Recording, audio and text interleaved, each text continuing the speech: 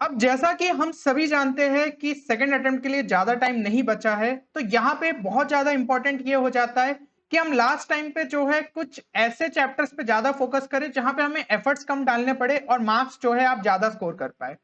तो यहाँ पे जो है इस वीडियो में मैं कुछ ऐसे आपको टॉपिक्स बताना चाहूंगा जहां से आप जो है 40 मार्क्स के आसपास निकाल सकते हैं इन फिजिक्स सेक्शन। तो ये जो चैप्टर्स रहेंगे इनमें आपको ज्यादा एफर्ट्स नहीं देना है और मार्क्स यहाँ पे आप ज्यादा ला सकते हैं। तो लास्ट टाइम पे यार हमें जो है स्मार्ट वर्क दिखाने की जरूरत रहती है, और ये टॉपिक्स ऐसे हैं कि अब जितना टाइम बचा हुआ है ना उसमें जो है आप इनको इजीली कंप्लीट भी कर सकते हो, मतलब प्रॉपर तरीके से यहाँ पे रिवाइज कर सकते हो। तो ऐसे ही सिमिलर वीडियो जो है मैथ्स के लिए हम ऑलरेडी पब्लिश कर चुके हैं, जिसकी लिंक आपको डिस्क्रिप्शन में मिल जाएगी, तो तुरंत जाके जो है उसे भी आप चेक कर सकते हैं। अब अगर हम सबसे पहले टॉपिक की बात करें तो दैट इज मॉडर्न फिजिक्स। अगर हम जो है जून शिफ्ट पे नजर डालें तो कम से कम आपकी हर शिफ्ट में 2 से 3 क्वेश्चन जो है आपको देखने को मिले थे मॉडर्न फिजिक्स में। और मॉडर्न फिजिक्स यार पिछले कई सालों से जो है काफी इंपॉर्टेंट टॉपिक गिना जाता है फिजिक्स के अंदर, और ज्यादातर इसमें जो है थ्योरेटिकल क्वेश्चंस भी हमें देखने को मिल जाते हैं। तो यहाँ पे मॉडर्न फिजिक्स को अगर हम 3 पार्ट में बांटे तो ड्यूअल नेचर ऑफ मैटर में 2 टॉपिक आपके काफी ज्यादा इंपॉर्टेंट हो जाते हैं और मोस्ट रिपीटेड कॉन्सेप्ट भी है, जैसे कि फोटो इलेक्ट्रिक इफेक्ट हो गया and de Broglie wavelength.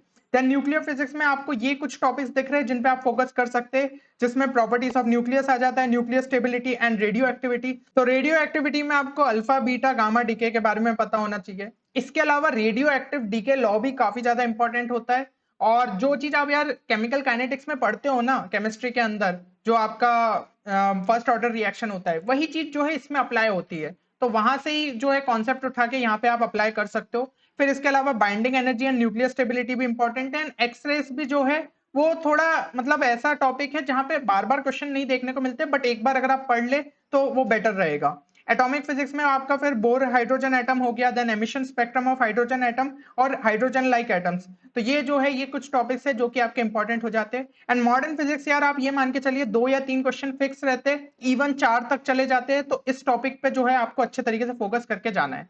Then second अगर हम बात करें तो दैट इज करंट इलेक्ट्रिसिटी। यहां से भी जो है 2 से 3 क्वेश्चन देखने को मिले थे हर शिफ्ट में, आपके जून शिफ्ट में।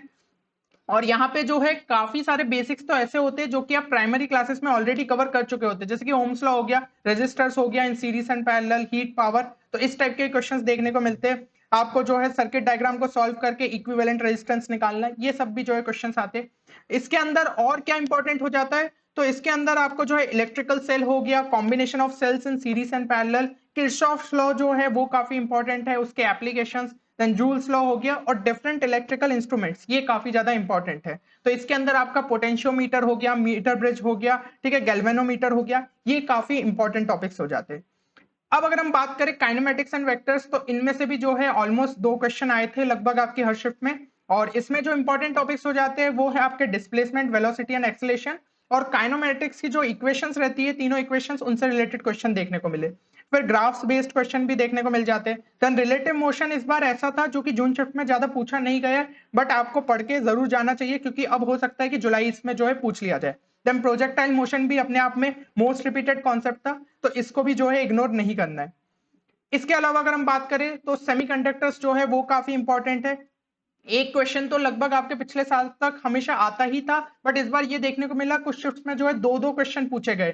तो सेमीकंडक्टर्स भी काफी इंपॉर्टेंट हो जाता है। इसके अंदर जो है आपको diodes, type of junction diodes हो गई, जैसे कि आपकी जेनर डायोड्स हो गई, ठीक है, फोटो डायोड हो गई, तो ये सब जो है इंपॉर्टेंट है। इसके अलावा ट्रांजिस्टर्स हो गए आपके, जंक्शन ट्रांजिस्टर, फिर transistor as an oscillator, transistor as a switch, transistor as an amplifier. तो ये सब जो है इंपॉर्टेंट टॉपिक्स है। देन लॉजिक गेट्स जो है उससे भी रिलेटेड कभी कभी क्वेश्चन देखने को मिल जाते हैं। तो मैथमेटिकल रीजनिंग से ही जो है आप इसको रिजेंबल कर सकते हैं इस टॉपिक को। तो दोनों में ही लगभग सेम से कॉन्सेप्ट्स लगते हैं। अब अगर हम बात करें अगले टॉपिक की तो that is units and measurement. इसमें भी जो है 1 से 2 क्वेश्चन आपको हर शिफ्ट में देखने को मिले। इसके अंदर जो इंपॉर्टेंट टॉपिक्स हो जाते हैं दैट इज लीस्ट काउंट, ठीक है, लीस्ट काउंट में आपका वर्नियर कैलिपर और स्क्रू गेज से रिलेटेड क्वेश्चंस काफी बार पूछे जाते हैं, तो उस टॉपिक को अच्छे से देख लीजिए। देन एरर्स इन मेजरमेंट, ये इंपॉर्टेंट टॉपिक है। इसके अलावा सिग्निफिकेंट फिगर से भी कभी कभी क्वेश्चन देखने को मिल जाता है, तो इसको देख सकते हैं। डायमेंशनल एनालिसिस जो है वो अच्छे से करते हुए आना चाहिए क्योंकि ये काफी इंपॉर्टेंट टॉपिक है। अगर अगला हम बात करें तो दैट इज कम्युनिकेशन डिवाइसेस। एक क्वेश्चन फिक्स था हर शिफ्ट के अंदर, एक एक क्वेश्चन तो मतलब आया है, तो इसको तो इग्नोर नहीं करना है। ठीक है, इसको आप एनसीईआरटी से भी जो है अच्छे तरीके से पढ़ ले तो वो बहुत बेटर रहेगा। साथ ही साथ जितने फॉर्मूलेस है उनसे रिलेटेड न्यूमेरिकल्स को एक बार सॉल्व कर लीजिए, क्योंकि फॉर्मूला बेस्ड क्वेश्चन काफी आए थे इस बार। देन ग्राउंड स्पेस और स्काई वेव प्रोपोगेशन इसके अंदर इंपॉर्टेंट टॉपिक है। Then amplitude modulation, modulation and demodulation, ये इंपॉर्टेंट है। फिर बेसिक एलिमेंट्स के बारे में आपको आइडिया होना चाहिए ऑफ द कम्युनिकेशन सिस्टम। अगले अगर हम टॉपिक की बात करें दैट इज रे ऑप्टिक्स। यहां से भी ऑलमोस्ट आप कह सकते हैं कि हर शिफ्ट में जो है एक हाथ क्वेश्चन पूछ लिया गया था, और इसके बेसिक्स ऑलरेडी आप प्राइमरी क्लासेस में कवर कर लेते हो तो आपको आइडिया रहता है चैप्टर का। अब क्या इंपॉर्टेंट इसके अलावा, तो वो है आपका रिफ्लेक्शन और refraction of light, then plane and spherical mirror, ठीक है, मिरर आपका जो फॉर्मूला है वो इंपॉर्टेंट है, reflection from spherical surface, then lens हो गया, लेंस मेकर फॉर्मूला इंपॉर्टेंट है, प्रिज्म हो गया, उसके अंदर जो डिविएशन होता है वो इंपॉर्टेंट है, देन ऑप्टिकल इंस्ट्रूमेंट्स, ठीक है, जिसके अंदर हम जो है माइक्रोस्कोप और टेलीस्कोप पढ़ते हैं। तो ये जो है जितने इसके अंदर जो फॉर्मूलेस आते हैं वो काफी ज्यादा इंपॉर्टेंट हो जाते हैं। अगला अगर हम बात करें तो केटीजी यानी कि काइनेटिक थ्योरी ऑफ गैसेस, इसके भी जो है एक क्वेश्चन आपके ऑल्टरनेट शिफ्ट्स में पूछे ही गए थे। मतलब आप ये मान लीजिए टोटल आपकी 12 शिफ्ट थी तो 6 शिफ्ट में तो क्वेश्चन देखने को ही मिले। इसका मतलब आपकी शिफ्ट में भी जो है क्वेश्चन आ सकता है। तो काफी पार्ट तो आप ऑलरेडी केमिस्ट्री में कवर कर चुके होते हैं, जो कि आपका चैप्टर होता है गैसियस लॉ, ठीक है। उसके अलावा कुछ एक्स्ट्रा टॉपिक्स हो जाते हैं जो कि आप फिजिक्स में पढ़ते हैं, जैसे कि डिग्री ऑफ फ्रीडम हो गया, molar specific heat of gases, mean free path. तो इनको जो है अच्छे तरीके से एक बार देख लीजिएगा। अब कुछ ऐसे भी चैप्टर्स होते हैं जो कि दूसरे चैप्टर्स पर डिपेंडेंट रहते हैं कि उसमें थोड़ा मिक्स टाइप के क्वेश्चन पूछ लिए जाए, तो वो हो जाता है सबसे पहले ग्रेविटेशन, जहां पे एक क्वेश्चन आपका हर शिफ्ट में पूछा ही गया था जून अटेम्प्ट के अंदर, ठीक है। उसमें भी कौन से क्वेश्चन थे, acceleration due to gravity and factors affecting it. तो ये जो है आप ध्यान से देख लीजिए, gravitational field, potential and energy, इनके फॉर्मूलेस अच्छे से पता होने चाहिए, जो जो डिफरेंट बॉडीज के वो आपको क्लियर रहने चाहिए। कभी कभी इसमें ग्राफ बेस्ड क्वेश्चन भी आ जाते हैं। Then escape and orbital velocity, ये इंपॉर्टेंट टॉपिक है। फिर Kepler's law of planetary motion, ये मोस्ट रिपीटेड कॉन्सेप्ट में भी हमने कवर किया था और इससे जो है क्वेश्चन देखने को मिल रहे हैं, तो ये जो है आप अच्छे से देख लीजिएगा। इसके अलावा अगर हम बात करें तो एसएचएम हो गया आपका, यानी कि सिंपल हार्मोनिक मोशन। एक क्वेश्चन जो है कुछ शिफ्ट्स में देखने को मिला था, तो इसे भी इग्नोर नहीं करना चाहिए, हो सकता है आपकी शिफ्ट में जो है क्वेश्चन यहाँ से डले। और इजी टॉपिक है जो कि आप कर सकते हैं कवर, ठीक है ना। वेव्स में ये होता है कभी कभी यार थोड़े से ऐसे एम्बिगुअस क्वेश्चन होते हैं या फिर क्वेश्चन समझ में नहीं आते, बट एसएचएम में बहुत ज्यादा जो है आपको डिफिकल्ट क्वेश्चन नहीं पूछ सकते। तो यहाँ पे जो है एनर्जी इन एसएचएम ये इंपॉर्टेंट है। साथ ही साथ जो जो शुरू की बेसिक इक्वेशंस दी रहती है उनके ग्राफ वो आपको पता होने चाहिए।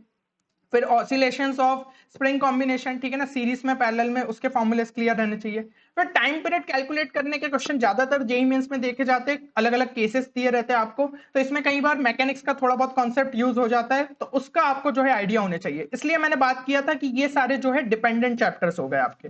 फिर इसके अलावा एक टॉपिक है free force, damped and resonant vibrant, तो इनसे जो है कम क्वेश्चन देखने को मिलते हैं, बट क्वेश्चन जो है कभी कभी पूछे जाते हैं, तो इस पे भी जो है आप नजर डाल सकते हैं। अगला अगर हम बात करें तो centre of mass, momentum and collision, तो इसके भी जो है एक क्वेश्चन आपके कुछ शिफ्ट्स में देखे गए थे, ठीक है। और यहाँ पे जो है सेंटर ऑफ मास जो है हमें कैलकुलेट करना ऑफ कंटिन्यूअस बॉडीज, ठीक है ना। देन कंजर्वेशन ऑफ मोमेंटम जो है ये इंपॉर्टेंट है, तो यहाँ पे आपको जो इक्वेशन लिखनी आनी चाहिए, ठीक है। साथ ही साथ कोलिजन के बारे में अच्छे से पता होना चाहिए, इलास्टिक और इनइलास्टिक, ठीक है। तो इनसे रिलेटेड कभी कभी जो है क्वेश्चन हमें देखने को मिलते हैं। तो ये जो टॉपिक्स है ये आप यार इजीली अभी जितना टाइम बचा है ना उसमें कवर कर सकते हो। अब यहाँ पे आपको लग रहा होगा क्या पूरा डिटेल में पढ़ना चाहिए, क्योंकि उतना टाइम है नहीं, तो आपको किस तरीके से इनको कंप्लीट करना चाहिए। तो देखिए जितने फॉर्मूलेस इसके अंदर दिए है वो अच्छे से पढ़ लीजिए, और कुछ आपके थ्योरेटिकल चैप्टर्स हो गए जैसे कि आपका मॉडर्न फिजिक्स हो गया, सेमीकंडक्टर्स हो गया, ठीक है, ऑप्टिकल इंस्ट्रूमेंट्स हो गया, और कुछ कुछ इनमें थोड़ा बहुत एप्लीकेशन वाला पार्ट, उसको आपको जो है थ्योरेटिकल पढ़ना ही पड़ेगा, ठीक है ना। एक बार बस उसको बैठ के अच्छे से रिवाइज कर लीजिए, बाकी फॉर्मूलेस अच्छे तरीके से क्लियर रखिए, क्योंकि काफी फॉर्मूले बेस्ड क्वेश्चन देखने को मिले थे फर्स्ट अटेम्प्ट में। साथ ही साथ जो कॉन्सेप्ट अगर क्लियर नहीं हो रहा है तो उसके थोड़े सॉल्व एग्जाम्पल देख लीजिए, ठीक है ना। क्योंकि देखो मैंने ये जो पोर्शन आपको बताया ना इसमें आपको बहुत ज्यादा टाइम नहीं लगेगा, यहाँ पे हमने मैकेनिक्स के ज्यादा चैप्टर नहीं उठाए, आपका जो है इलेक्ट्रोमैग्नेटिज्म लगभग छोड़ा है, फिर भी आप देख रहे हो कि यहाँ से क्वेश्चंस आए हैं। तो इन टॉपिक्स पे जो है आप लास्ट हफ्ते में अच्छे से नजर डाल सकते हो, बाकी जो ऑलरेडी पोर्शन आपका कवर्ड है वो तो आपको हेल्प करेगा ही करेगा। और जो टाइम है उसमें आपको PYQs 2021 के भी लगा लेने चाहिए, और वो अगर आपने लगा लिए तो अभी जो जून शिफ्ट के आपके हुए सारे पेपर्स उनको आप जो है लगा लीजिएगा। अब इसी के साथ एक छोटा सा डिस्क्लेमर आपको देना चाहूंगा कि यहाँ पे जो है इन चैप्टर्स के थ्रू आप 40 to 45 मार्क्स आराम से गेन कर सकते हो। पर कभी कभी कुछ शिफ्ट में यार ऐसी पॉसिबिलिटी रहती है कि थोड़ा सा एबनॉर्मल वेटेज हो जाए कि एक चैप्टर से बहुत ज्यादा वेटेज डल गया, तो इनका कहीं ना कहीं थोड़ा वेटेज गिर सकता है, या फिर लेवल ऑफ डिफिकल्टी इंक्रीज हुई इन चैप्टर्स के अंदर, तो वहां पे स्टूडेंट्स थोड़ी डिफिकल्टी फेस करते हैं, या फिर थोड़े आपको जो है कभी कभी इम्प्योर क्वेश्चन देखने को मिल जाते हैं, 2-3 कॉन्सेप्ट्स यहाँ पे मिक्स हो गए। तो जितना ज्यादा आप सिलेबस कवर करके जाओगे वो आपके लिए बेटर रहेगा। बट यहाँ पे आप ये जो टॉपिक्स है यहाँ पे आपको इनपुट कम लगेगा और आपका आउटपुट एक अच्छा खासा दे सकता है। तो यहाँ पे आपको जो है सोचना है कि कितना ज्यादा आप जो है इन टॉपिक्स को अच्छे तरीके से कवर कर पाए और थोड़ा बहुत एक्स्ट्रा पार्ट कर ले। चलिए, तो एक बार कमेंट सेक्शन में जरूर बताइए कि आप फिजिक्स के सेकंड अटेम्प्ट के लिए कितना स्कोर जो है टारगेट कर रहे हो, ठीक है। और उनमें ये चैप्टर्स आप जानते हो कि थोड़े इजी स्कोरिंग है, तो यार आप इनको जो है डेफिनेटली देख के जाइए। और इससे पहले जो है हम हाई वेटेज वाला भी टॉपिक लाए थे, जिसमें से कुछ टॉपिक्स तो आपके कॉमन ही होंगे, तो उनको भी अगर आप कवर कर लेते तो एक मेजर पोर्शन आपका जो है आप फिजिक्स के लिए करके जाएंगे और एक अच्छे खासे आपके मार्क्स आ सकते हैं। चलिए, तो मिलते हैं अगले वीडियो में, तब तक के लिए take care and good bye.